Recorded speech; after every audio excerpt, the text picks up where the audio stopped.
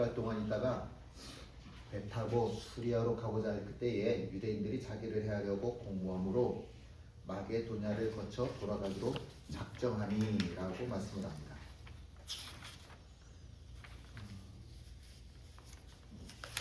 여기 이제 바울이 모든 전도여행, 3차 전도여행을 마치고 이제 자기를 처음 파송한 교회 여기로 돌아가려고 이제 준비하고 있습니다.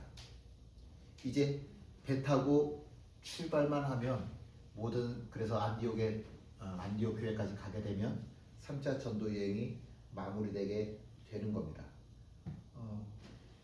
지도에서 보시는 것처럼 여기 고린도에서 안디옥까지는 이렇게 배를 타고 가면 제일 쉬워요.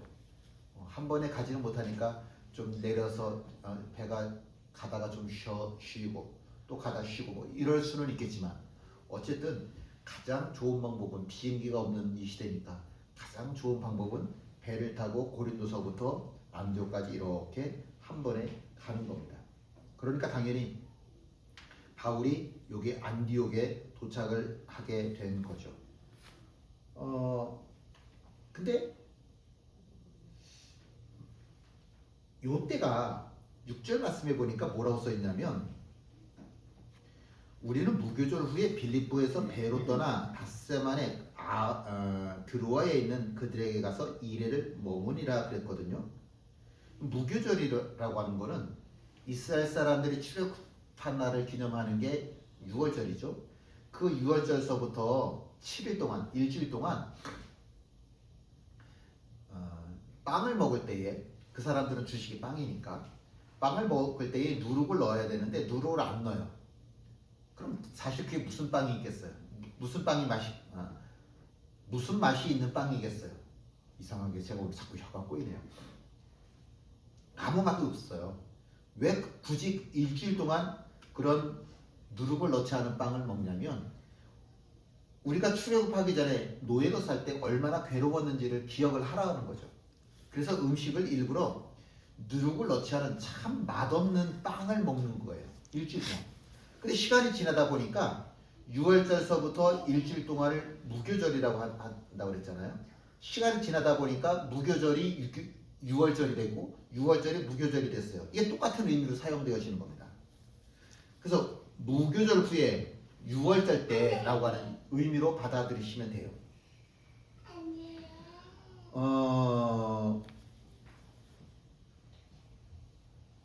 이 6월절 때는요. 이스라엘 사람들이 지키는 명절 중에 제일 큰 명절이에요. 우리도 명절 때에 집에 돌아가는 것처럼 이스라엘 사람들은 6월절 때는 세계 각지에 흩어져 있다가 다 예루살렘으로 모여요. 근데 하필이면 지금 바울이 3차 전도 여행을 마치고 여기 고린도에서 안디옥으로 배를 타고 가야 되는데 무슨 때라? 6월절 때라. 무교절 때라. 그러니까 바울은 꼭 그걸 기념해서 그러니까 6월절을 맞춰서 가려고 했던 거는 잘 모르겠어요. 그거는 잘 모르겠지만 그거 맞춰서 갈 수도 있죠. 이 고린도에 있던 유대인들도 우리도 6월절이니까 예루살렘 가야지 라고 생각을 하고서는 모여든 거예요. 여기 있던 유대인들도 항구로 갔고 사도 바울도 항구에 도착을 했는데 보니까 고린도 사람들이 이 고린도에 살던 유대인들이 보니까 저 사람 바울이네 이렇게 된 겁니다. 6년 전에 바울이 고린도에서 복음을 전하다가 이 고린도에 살고 있던 유대인들이 바울을 붙잡아다가 죽이려고 아주 핍박을 많이 했거든요. 그랬는데 6년이 지난 지금도 똑같이 이 사람들이 하나도 변한 게 없는 거예요. 하나도 변함없이 저 바울이다 저거. 너 지금 6월절이라고 예루살렘으로 가려고 하는구나. 배 타고 가는 동안에 내가 너를 죽여야 되겠다 라고 하는 공모를 하게 되더라는 겁니다. 공모라고 하는 말은 음모를 꾸민다라고 하는 뜻이죠. 음모를 꾸민다. 근데 이 공모라고 하는 건, 음모라고 하는 건 다른 사람들이 알게 꾸미지 않아요. 모르게 해요. 은밀하게 내가 저 사람을 죽여야 되겠다 이런 거잖아요. 이게 절대로 알려지면 안 되는 비밀인데 이 바울을 죽여야 되겠다라고 하는 음모가 어떻게 바울 귀에 들어간 거예요. 근데 참 이상하죠. 사도 바울이 자기 정보원을 곳곳에 숨겨놓은 게 아닐 텐데 저 사람들은 은밀하게 계획을 짰는데 그 은밀하게 짠 계획이 사도 바울 귀에 들려진 거예요. 누가 알려줬을까? 성경은 거기에 대해서 별로 관심이 없습니다. 성경이 지금 주목하고 싶은 건 뭐냐면 하나님이 바울을 지켜주셨다라고 하는 것을 지금 이야기하고 싶은 거예요. 근데 성경에 보면 사도 바울을 이렇게 하나님이 지켜주셨던 것이 지금 처음 있는 일은 아니었었습니다. 사도 바울이 예수님 만나기 제일 처음에 만난 게 다메섹으로 올라가던 때였죠. 한문으로들 많이 쓰니까 다메섹 도상이다라고 얘기를 하죠. 길도자. 도상. 길을 걸어가다가 다메섹으로 올라가는 길을 갈 때 다메섹 도상, 다메섹으로 올라갈 때에 부활의 예수님을 만나게 됩니다. 왜 다메섹에 갔었냐면 다메섹에 예수쟁이들이 많다라고 하는 이야기를 들었고 그 사람들을 체포하기 위해서 지금 다메섹으로 올라가고 있는 겁니다. 근데 부활의 예수님을 딱 만나는 순간에 사람이 180도 확 뒤바뀌었어요. 내가 예수쟁이들을 잡으러 가고 있었는데 예수님을 만나고 나서부터는 오히려 부활의 예수님을 전하는 자가 되었던 겁니다. 다메섹에 살고 있던 유대인들이 기가 막힌 거예요. 아니 예수쟁이들 잡으러 오던 네가 돌변을 해서 예수쟁이가 돼버리면 어떡하라는 거냐. 이건 보통 심각한 문제가 아니다 싶어서 그래서 바울을 죽이기 위해서 음모를 꾸밉니다. 너 오기만 해봐. 너 가만 안 놔둬. 그리고 죽이려고 은밀하게 음모를 꾸미고 있는데 신기하게도 이때도 바울을 죽이려고 음모를 꾸미고 있다고 하는 소식이 바울 귀에 들려진 거예요. 참 희한하죠? 누가 알려줬냐? 성경은 거기에 별로 관심이 없어요. 성경에 관심을 가지고 있는 건 뭐냐면 사도 바울을 하나님이 위기 가운데서 구원해 주셨다. 여기에 지금 하나님이 관심을 갖고 계신 거거든요. 하나님이 말씀하고 싶어 하시는 것은 이거란 말이에요. 그래서 9장 24절에 보니까 그들이 그를 죽이려고 밤낮으로 성문까지 지키거늘 그의 제자들이 밤에 사울을 광주리에 담아 성벽에서 달아 내리니라. 성문을 딱 틀어 막으면요, 이게 담벼락, 높은 성벽, 담벼락으로 되어 있기 때문에 절대로 도망갈 구멍이 없어요. 쥐새끼 한 마리 못 나갑니다. 거기다가 이 다메섹의 고위 관리직들까지 동원이 돼가지고서는 유대인들뿐만이 아니라 고위 관리직들까지 동원이 돼서 사도 바울을 잡으려고 눈에 불을 켜고 다니고 있는 중이에요. 어떻게 도망갈 틈이 없었어요. 그런데 하나님이 바울을 통해서 복음을 받아들인 제자들이라고 표현되어져 있는 이 제자들을 통해서 바울을 하나님께서 다메섹에서 탈출시키시는 거죠. 유대인들이 바울을 죽이려고 은밀하게 계획을 짜고 있는데 그때마다 하나님께서는 바울을 기가 막힌 방법으로 살려주시더라는 거예요. 그럼 여기서 한번 질문을 해보는 거예요.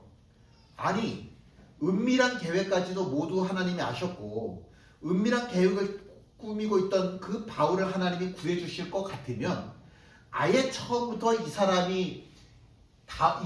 바울을 죽이겠다라고 하는 살해 음모를 못 꾸미게 저 사람들이 나쁜 마음 먹지 못하게 하나님이 하셨으면 좋지 않아?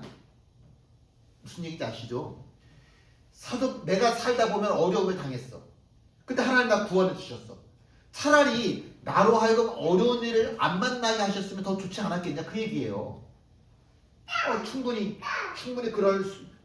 그렇게 생각할 수 있습니다.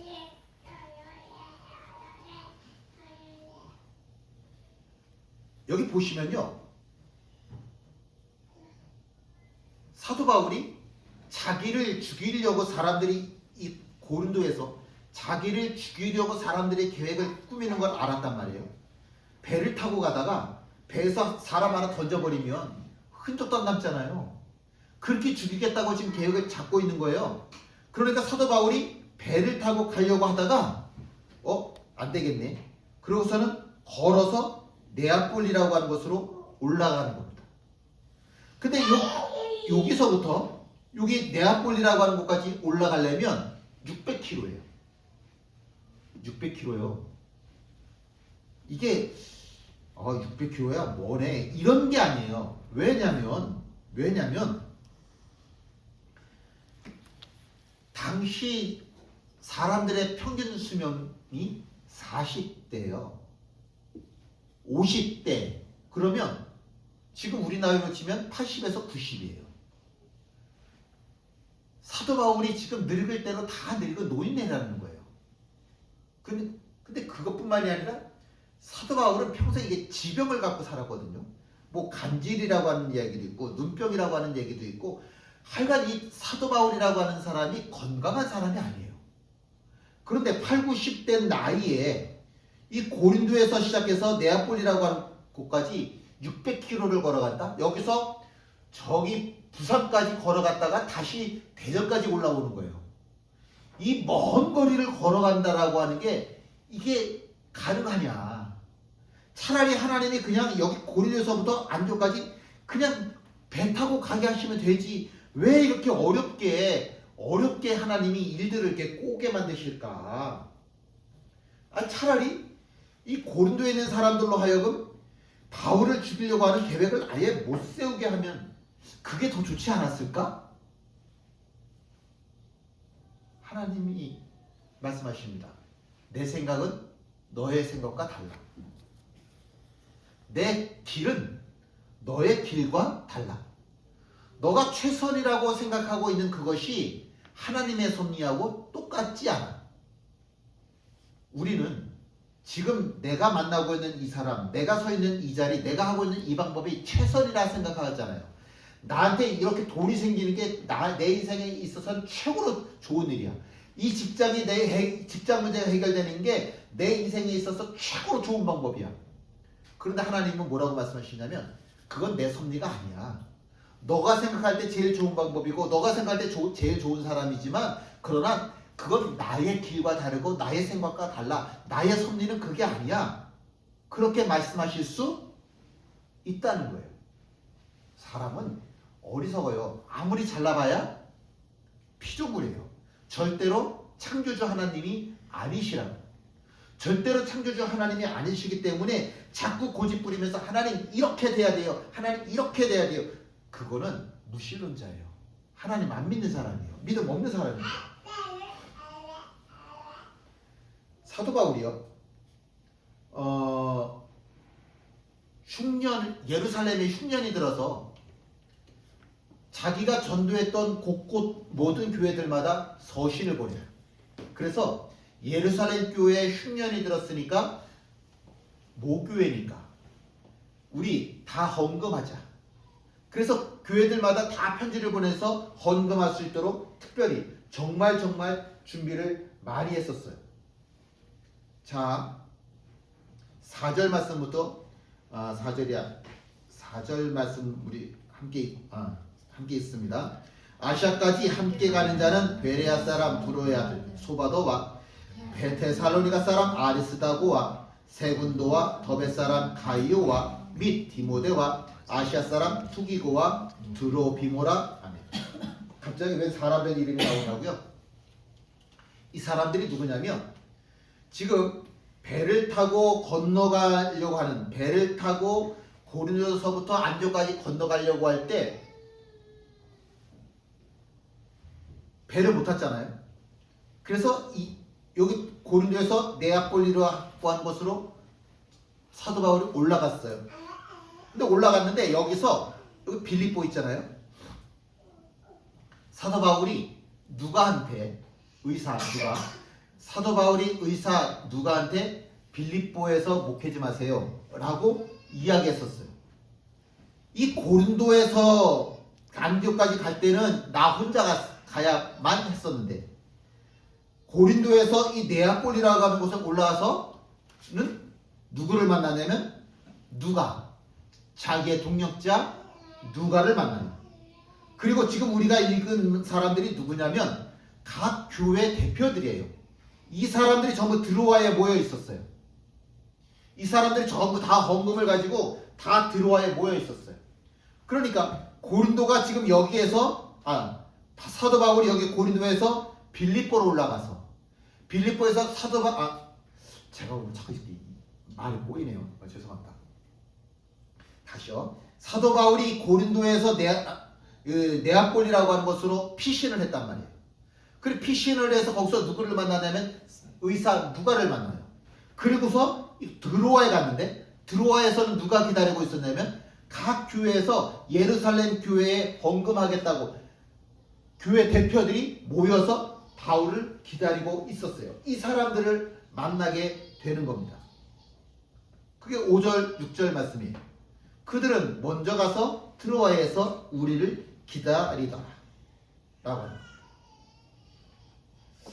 이게 이 사람들을 만날 계획이 전혀 없었었어요.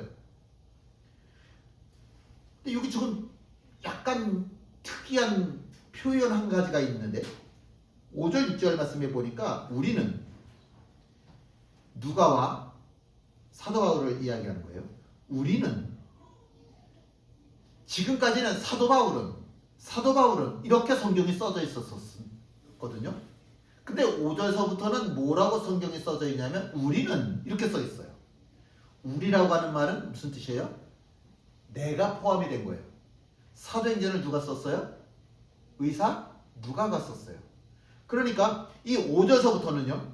지금서부터는 5절 전에는 사도 바울이 어떻게 했다더라 그런 이야기를 의사 누가가 듣고 사도행전을 써왔는데 지금 5절서부터는 사도 바울이 의사 누가가 자기가 직접 보고 들은 것들을 기록하게 되는 겁니다. 이게 굉장히 참 중요한 거예요. 왜냐하면 지금 이 순간서부터 사도 바울과 누가가 떨어지지 않고 끝까지 사도 바울이 로마에 가서 목이 잘려 죽을 때까지 계속 똑같이 같은 길을 걷게 되기 때문에 아주 중요한 겁니다. 만약에 사도 바울이 이 네아폴리라고 하는 곳으로 도망치듯이 가지 못했다고 한다면 가지 않았다고 한다면 의사 누가를 못 만났어요. 근데 이 네아폴리라고 하는 것으로 도망을 갔기 때문에 의사 누가를 만나서 같이 동행을 하게 되는 겁니다. 만약에 만나지 못했다고 한다면 우리가 알고 있는 사도행전 뒷부분들은 역시 똑같이 앞부분처럼 누가 이렇게 했다더라, 누가 저렇게 했대, 그런 들었던 이야기를 기록했을 거예요. 근데 이제부터는 의사 누가가 자기가 직접 보고 들은 것을 기록하게 되는 겁니다. 밀레도라고 하는 곳, 여기에서는 에베소의 장로들이 다 모여 있어요. 그 사람들에게 사도 바울이 가서 유언처럼 마지막 남기는 이야기들도 이 의사 누가가 직접 듣게 돼요. 또 아가보의 선지자들이라고 하는 사람들이 나타나서는 사도 바울에게 너 예루살렘 가면 순교할 거야. 그리고 그 얘기를 해요. 그러니까 다른 사람들이 다 뜯어말리죠. 가면 순교한대요. 가지 마세요. 그리고 다 뜯어말려요. 하나님께서 나의 맡기신 사명을 이루기 위해서는 나는 죽는 것도 상관하지 않아. 예수님처럼 정말 예수님과 똑같이 그렇게 내게 맡겨주신 이 일을 마치기 전에는, 나에게 맡겨주신 이 사명 마치기 전에는 나의 죽음, 절대로 나는 나의 생명 아까워하지 않아. 너무너무 당당하게 담대하게 자기의 사명을 이야기하는 모습, 이 의사 누가가 직접 봐요. 그리고 이 밀레도에서 다시 배를 타고 이제 안디옥으로 가서 이제 예루살렘으로 내려가게 되는데, 예루살렘에 갔더니 당장 유대인들이 로마 군인을 동원해서 체포를 하죠. 근데 그 자리에서도 자기를 체포하는 그 모든 사람들 앞에서 앞에서도 조금도 흐트러짐 없이 얼마나 당당하게 예수 복음을 전하는지 몰라요. 그걸 누가 본다고요? 누가 봐요. 의사 누가가 보는 거예요. 그리고 벨리스한테 붙잡혀가서 체포가 돼서 재판을 받는 거죠.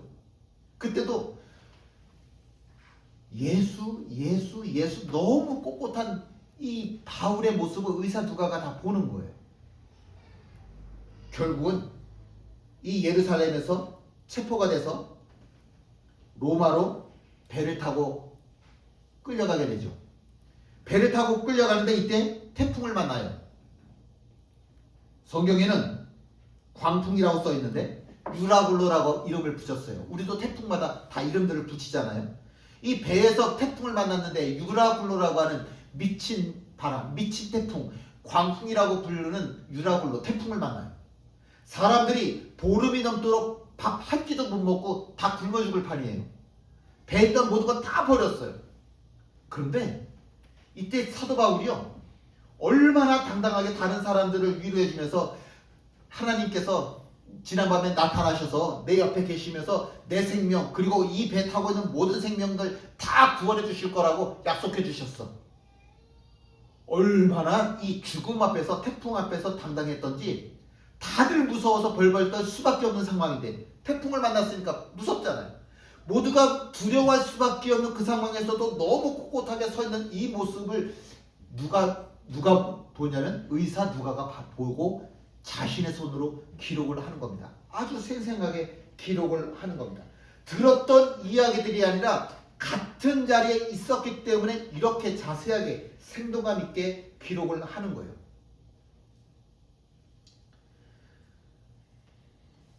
사도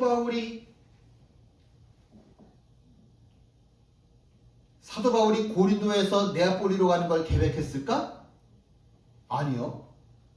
그럼 고린도에서 네아폴리로 가는 건 의사 누가의 계획이었었을까? 아니요. 사도 바울을 죽이려고 하는 사람들이 고린도에 모여 있었고 이 사람들이 계획을 은밀하게 짜고 있는 그 모습을 보면서 하나님께서는 육지로 돌아가.